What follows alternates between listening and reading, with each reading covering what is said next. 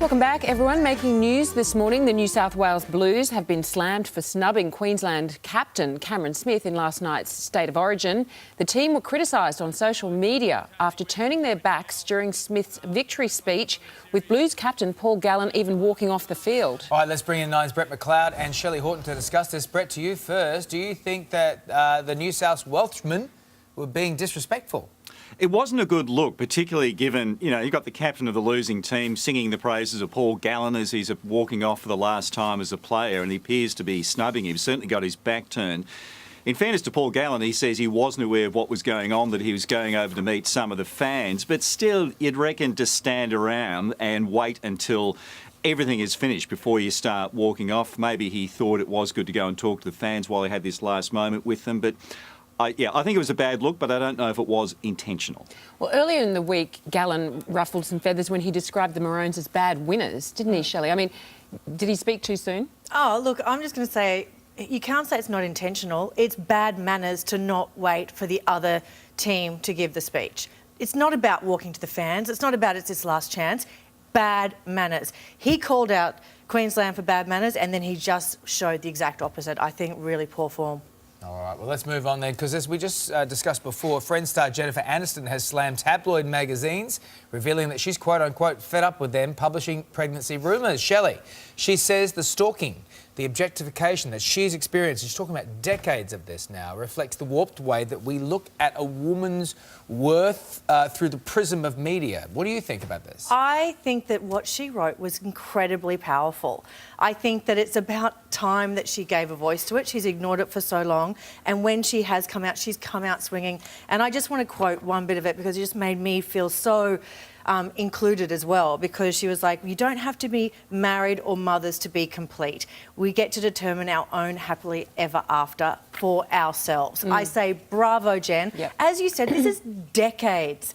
You know, as soon as she broke up with Brad, we had almost 10 years of sad Jen. Yeah, and then I'm going to have true. a baby without him and all this sort of stuff. Yeah. And then she gets married and no one wants to give her a chance to even be happily married. It's, oh, but she can't have a baby. I just think back off, let her be herself. Yeah, incredibly hurtful, I think, too, because we don't know what her situation is. Exactly. So I think it's quite sad. Piers Morgan, though, has said that if she's fed up with having her body judged, then she should stop trying to make it look so Photoshop perfect on magazine covers. Brett, what do you make of those comments? The last thing I'm ever going to do is defend Piers Morgan. Let me start by saying that I have very mixed feelings about this. On the one hand, yes, objectification of women, particularly in the tabloid media, is something that she's quite right about. However, she talks about body shaming in reference to being pregnant. I'm really not sure what she's going on about there. And also, she's someone who's made her brand has been made through her appearance and through being on magazine covers, sometimes showing off her body. Has she got the right to complain about how magazines are making money off her when she's made money off magazines? Once you let the genie out of the bottle, you can't put it back in. Shelley, you want to say I just want to say it is body shaming when you're talking about someone being pregnant when they're not, because if you're not pregnant, it's assuming that you're fat. And that has happened many times in my life. One positive time it happened when I was buying a car and the guy said, so, are you wanting a family wagon? And I'm like, I'm not pregnant, but I would like all the added extras, thanks. And I got them all for free. Ah, good one. All right. All right. Finally, Queensland teachers have been advised not to engage with their students on social media platforms. Brett, there's been an increase in online misconduct. Is this a step in the right direction? I think it's a really sensible move because I know from, for example, with my daughter, a teacher wanted to become friends on Facebook with her and other kids, and it just became awkward because she didn't want to turn him down, but she felt odd about having a teacher as part of a Facebook grouping. It's just wrong on it's just so really many levels. Sensible, common sense. Therefore, everyone knows what the rules are. Good idea. Shelley, there's often contracts now when you go, like sort of deals when schools send out things now and they say, please do not comment on our social media, do not criticise the school.